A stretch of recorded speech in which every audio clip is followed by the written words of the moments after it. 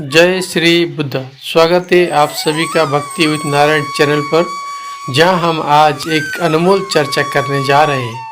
इस चर्चा का विषय है भगवान गौतम बुद्ध के विचारों में करुणा, दया और माया का वास्तविक अर्थ, और कैसे इन तीन शक्तियों के माध्यम से हम इस संसार को जीत सकते हैं। बुद्ध के उपदेश हमें न केवल व्यक्तिगत सुख के मार्ग पर ले जाते हैं, बल्कि एक ऐसी दुनिया की ओर ले जाते हैं जहां सभी प्राणियों के प्रति प्रेम और करुणा हो। करुणा, दया और माया भगवान गौतम बुद्ध की शिक्षाओं का मूल है। बुद्ध के अनुसार यह तीनों गुण जीवन को सच्चे अर्थों में सफल बनाने की कुंजी है। इन गुणों का वास्तविक अर्थ समझना ही हमारे जीवन की हर कठिनाइयों को सुलझाने का मार्ग है। यह गुण केवल हमें ही नहीं, बल्कि हर व्यक्ति और समाज को ऊपर उठाने में सहायक है। गौतम बुद्ध ने हमेशा करुणा और दया के माध्यम से दूसरों के जीवन में सकारात्मक बदलाव लाने पर जोर दिया। उनके अनुसार केवल आत्मज्ञान ही नहीं, बल्कि दूसरों के प्रति प्रेम और सहानुभूति भी हमें सच्ची शांति की ओर ले जाती है। प्रिय दोस्तों, हर व्यक्ति के भीतर एक दीपक है, उसे जलाने की आवश्यकता है। करुणा का अर्थ है दूसरों के कष्टों में भागीदार बनना, उनके दर्द को महसूस करना और उसे कम करने का प्रयास करना। गौतम बुद्ध ने करुणा को सर्वोच्च मानव गुणों में से एक माना है। एक कहानी में उन्होंने एक ऐसी महिला का जिक्र किया जिसने अपने पुत्र की मृत्यु के बाद गहरे दुख में डूबकर आत्मा की शांति खो दी थी। यह महिला अपने पुत्र को वापस जीवित करने की गुहार लेकर बुद्ध के पास आई। बुद्ध ने उससे कहा, मैं तुम्हारे पुत्र को जीवित कर सकता हूँ, लेकिन तुम्हें एक ऐसा घर ढूंढना होगा जहाँ कभी किसी की मृत्यु न हुई हो, और उस घर से मुझे एक सरसों का दाना ला कर दो। महिला हर घर में गई और पूछा, लेकिन उसे ऐसा घर नहीं मिला जहाँ कभी किसी ने दुख न झेला हो। हर घर में उसने देखा कि लोग किसी न किसी प्रियजन की मृत्यु से प्रभावित थे। यह अनुभव उसे यह सिखाया गया कि दुख और मृत्यु जीवन का एक अटल सत्य है, जिससे कोई भी अछूता नहीं है। यहीं पर महिला ने अपने दुख को अपने भीतर की करुणा में परिवर्तित किया। बुद्ध ने उसे यह संदेश दिया कि अपने दुख को करुणा में परिवर्तित करके हम न केवल स्वयं को बल्कि दूसरों को भी सहारा दे सकते हैं। यह दृष्टांत इस बात को रेखांकित करता है कि करुणा का अर्थ किसी की पीड़ा को समझना और उसके दुख में सहभागिता करना है।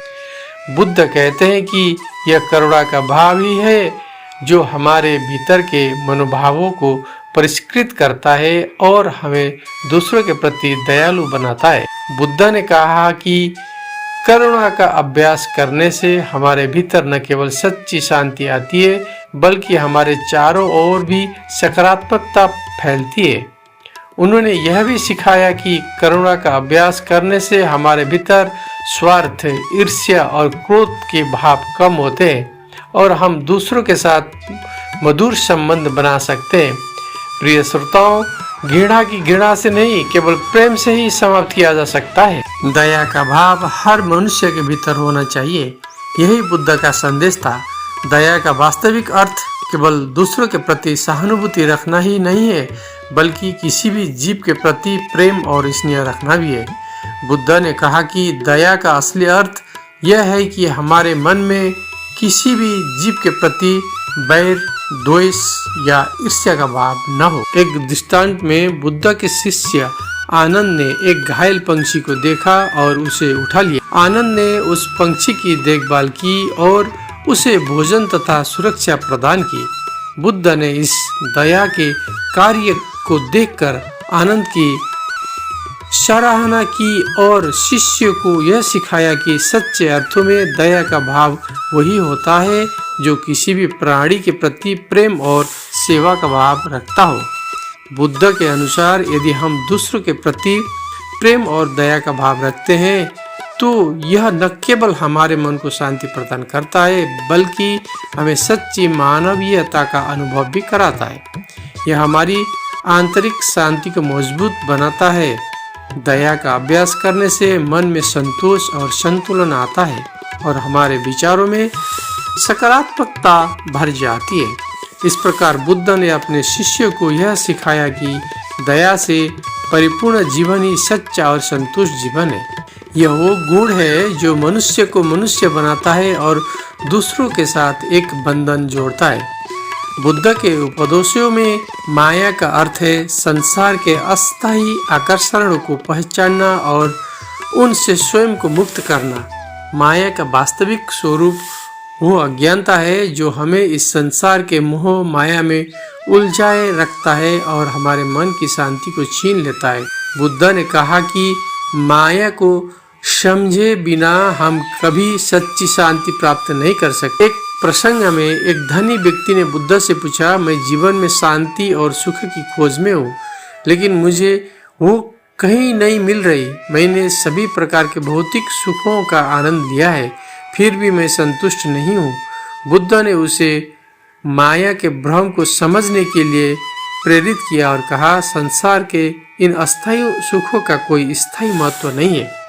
बुद्ध ने उसे समझाया कि इस माया से मुक्ति पाकर ही हम सच्चे अर्थों में स्वतंत्र हो सकते हैं। उन्होंने कहा, माया के मोह से ऊपर उठने पर ही हम इस संसार में करुणा और दया का वास्तविक अनुभव कर सकते हैं। जब हम माया से मुक्त होते हैं तो हम दुनिया को एक नए दृष्टिकोण से देखते हैं जहाँ केवल प्रेम, करुणा और शांति ही होती है। बुद्ध के अनुसार जब तक हम माया के मोह में फंसे रहते हैं तब तक हम दुख से मुक्त नहीं हो सकते।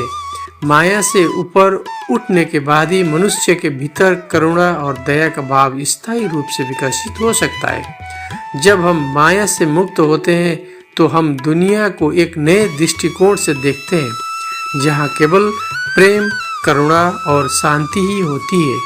माया से मुक्ति का अर्थ है अपने मन को इन स्थायी चीजों से दूर करना और आत्मज्ञान की ओर बढ़ना। उन्होंने कहा कि संसार के सुख, दुख और लाभ हानि का अस्थायी स्वभाव है और सच्ची शांति केवल आत्मज्ञान से प्राप्त होती है। प्रिय श्रोताओं, आपका अपना आत्मा ही आपका सबसे बड़ा सहारा है। अपने ऊपर विश्वास करो। भगवान बुद्ध का ये अनमोल संदेश हमें सिखाता है कि करुणा, दया और माया के सही अर्थ को समझकर ही हम एक सच्चे और संतुष्ट जीवन का अनुभव कर सकते हैं। यह तीनों गुण हमारे जीवन को उस ऊंचाई तक ले जाते हैं जहाँ सच्ची शांति, प्रेम और परस्पर बंधन है। जब हम इन गुणों को अपनाते हैं तब हम न केवल अपने जीवन को सार्थक बनाते हैं बल्कि इस संसार को भी एक बेहतर स्थान बना सकते हैं।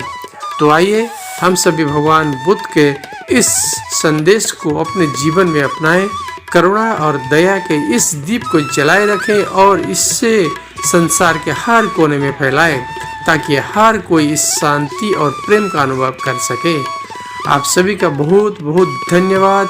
कृपया इस ज्ञान को दूसरों तक भी पहुंचाएं और इस चैनल को सब्सक्राइब करना ना भूलें।